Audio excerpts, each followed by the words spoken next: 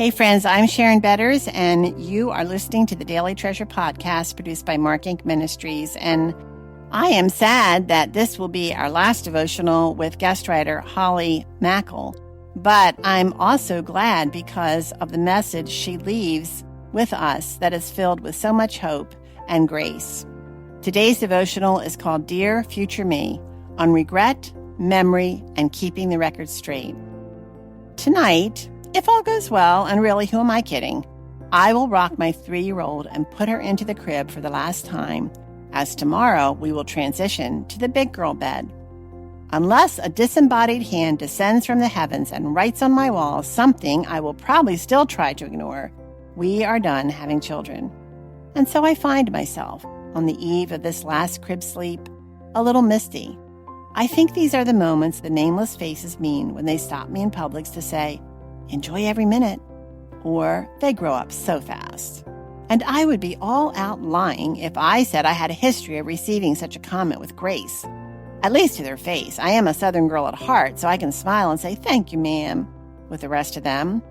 But what I often want to reply is, "You look moderately responsible. Could you hold this sticky, screaming one for a minute so I can go to the bathroom by myself?" Nope, not that. Can't say that one in the South. Or, well, let's go with anywhere. There's something growing in me toward these nameless women who exude seemingly confident situational assessment when they pass a platitude like a pack of saltines on aisle 4. And it's not anger, resentment, or jealousy like you might expect. It's compassion. Let me explain.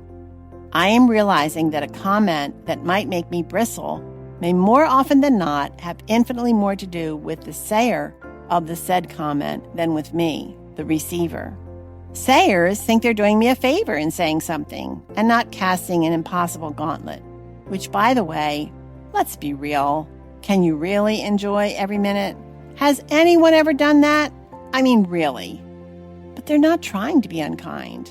In fact, the look behind their eyes tells me they are actually being the reverse, kind. They believe very deeply that their saying something might prevent me from the pitfall they find themselves in. They're trying to warn so as to keep me from pain. That pitfall, I'm guessing? Regret.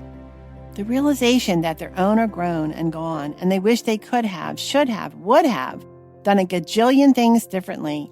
It's the impossible weight of the impossible task of raising them up in the fear and admonition of the Lord without being their Jesus or expecting them to be yours. And it is grimy, gritty, messy, all kinds of sticky, and the worst kind of complicated. I'm guessing even Mary herself didn't come through on the other side unscathed. And here's the kicker. I'm now convinced their comment has more to do with them and their memory than me and my mothering. I've seen this pattern in more than those just farther along on the mothering journey.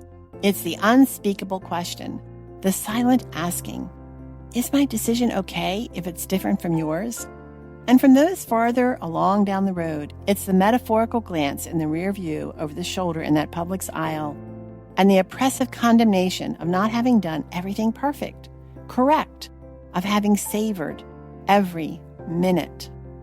I wish I could look in those strangers' eyes and say, "Well done, Mama."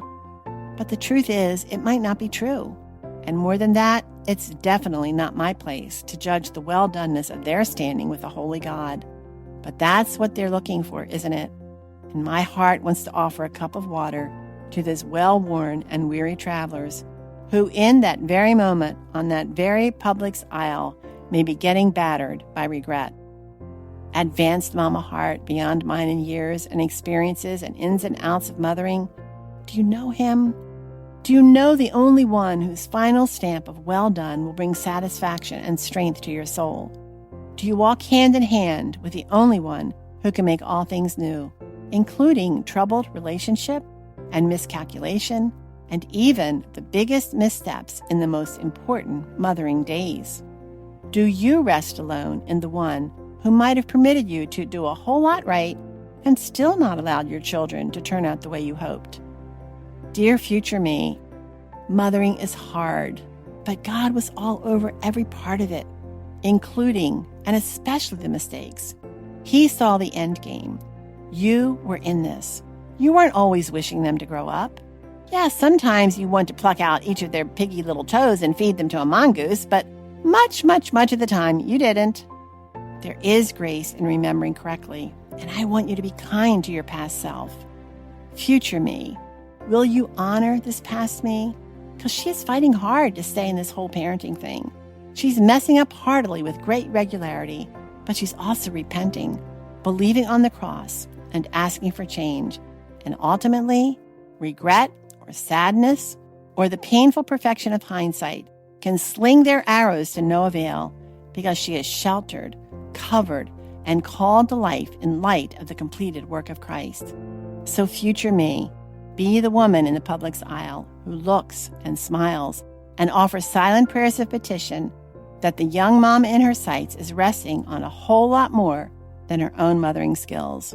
And if and when regret beckons, let the answer come from Christ's record and not your own.